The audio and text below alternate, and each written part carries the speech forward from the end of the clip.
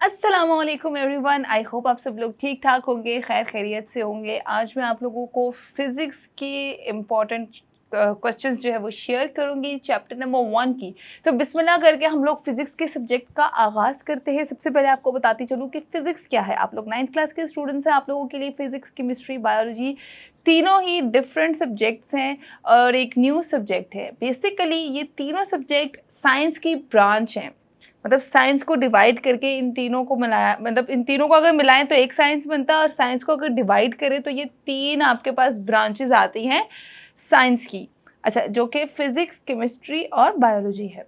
तो physics basically क्या है? फिजिक्स वो ब्रांच है जो कि नेचर के साथ डील करती है, प्रॉपर्टीज ऑफ मैटर और एनर्जी के साथ भी डील करती है। मतलब जो भी आपके इर्द गिर्द हो रहा है मैटर के साथ, मैटर का मतलब पता है ना, matter is all around you. कि अगर आप इस सोफा को भी देखें, किसी भी चीज़ को देखें, वो तमाम तर चीज़ें मिलकर एटम्स के साथ मिल कर एक प्रोडक्ट बनाती है जिसको हम मैटर कहते हैं। मैटर की भी स्टेट्स होती हैं, सॉलिड, लिक्विड, गैस। ये तो आप लोगों ने ऑलरेडी साइंस में पढ़ा ही होगा।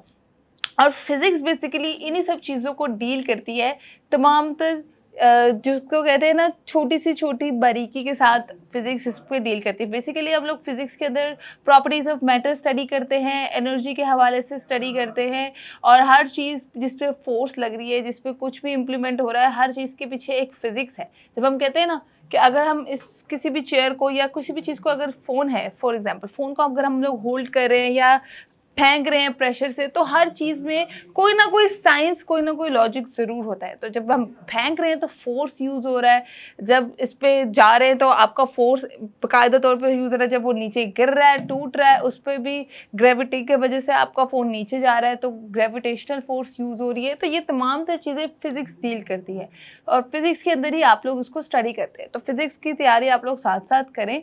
तो मैं चैप्टर नंबर 1 के इंपॉर्टेंट क्वेश्चंस आप लोगों के साथ शेयर करूंगी। लाइटर मोड पे हम लोग शुरू करेंगे, इसके बाद इंशाल्लाह ईद आ जाएगी। ईद के बाद से हम लोग स्ट्रिक्टली इन सब चीज़ों को फॉलो अप करके जाएंगे, ताकि 2024 में जब आपके पेपर्स हों तो बहुत अच्छे हों। फुल स्क्रीन करके बताती हूँ। अच्छा, ये शॉर्ट क्वेश्चंस होंगे। सबसे पहले आपको बता दूँ, आपका 2024 का पेपर भी एसएलओ बेस होगा, जिसमें नॉलेज बेस, एप्लीकेशन बेस और अंडरस्टैंडिंग बेस्ड क्वेश्चंस जो हैं आप लोगों से पूछे जाएंगे। तो चैप्टर नंबर 1 के शॉर्ट क्वेश्चंस पहले देख लेते हैं। कि जैसे नंबर 1 पे है, write down the SI unit of temperature, electric current, force and electric charge. Define base unit, write down the base unit of temperature and electric current. उसके बाद define positive and negative zero error of vernier calliper. Write down two determinants of measuring instruments used in the past. Derived units, give name of any two derived units. उसके बाद what is role of SI units which have played in the development of science. Write down the name of any two instrument for measuring length. Why is the use of zero error necessary in a measuring instrument? Write two important parts of vernier caliper. जब आप first chapter खोलते हैं तो दो important instrument आपको already नजर आ रहे होते हैं, एक तो वर्नियर कैलिपर है और एक स्क्रू गॉज है।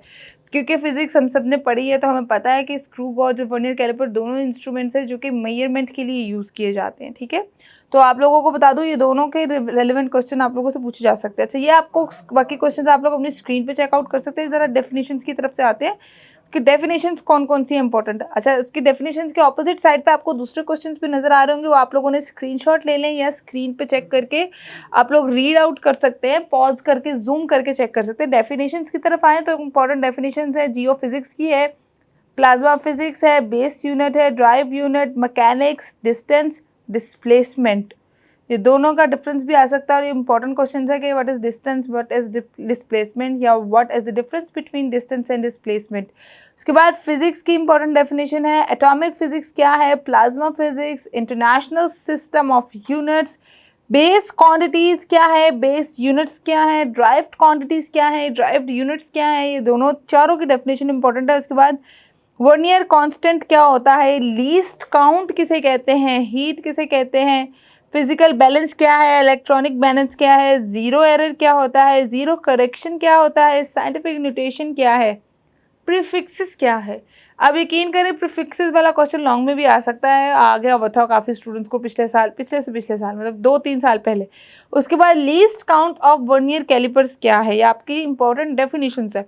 बाकी आप लोग कैलकुलेट वाली क्वेश्चंस देख सकते हैं, कन्वर्जन वाले क्वेश्चंस जो है अपनी स्क्रीन पे देख सकते हैं, आपको स्क्रीन पे नजर आ रहे होंगे। तो आई होप आप लोगों को क्लियर हो गया, ये फर्स्ट चैप्टर के इंपॉर्टेंट क्वेश्चंस थे जो कि आप लोगों ने प्रिपेयर करने हैं फिजिक्स के। ये क्वेश्चंस अभी आपको बताने का मकसद यही है कि अभी से आप अच्छी अच्छी तैयारी कर लेंगे तो इंशाल्लाह 2024 में जब आपके बोर्ड के एग्जाम्स होंगे आपको मसला नहीं होगा। उसके साथ साथ अगर आप लोग सेंडअप्स की तैयारी करना चाहते हैं, टर्मिनल एग्जाम्स की तैयारी करना चाहते हैं, स्कूल में प्री बोर्ड्स एग्जाम होते हैं जो आपको बोर्ड प्रिपरेशन के लिए करवाए जाते हैं, उसमें भी पास आउट होना बहुत ज़रूरी होता है, वरना स्कूल वाले आप लोगों का एडमिशन जो है वो रोक लेते हैं। तो अच्छे से एग्ज़ाम्स दें, अच्छे से चीज़ें करें, अच्छे से पढ़ाई करें, अभी से करना स्टार्ट करेंगे तो इंशाल्लाह फ्यूचर में भी अच्छे अच्छे मार्क्स आएंगे। मुझे दें इजाज़त, अपना ख्याल रखें, अल्लाह हाफ़िज़।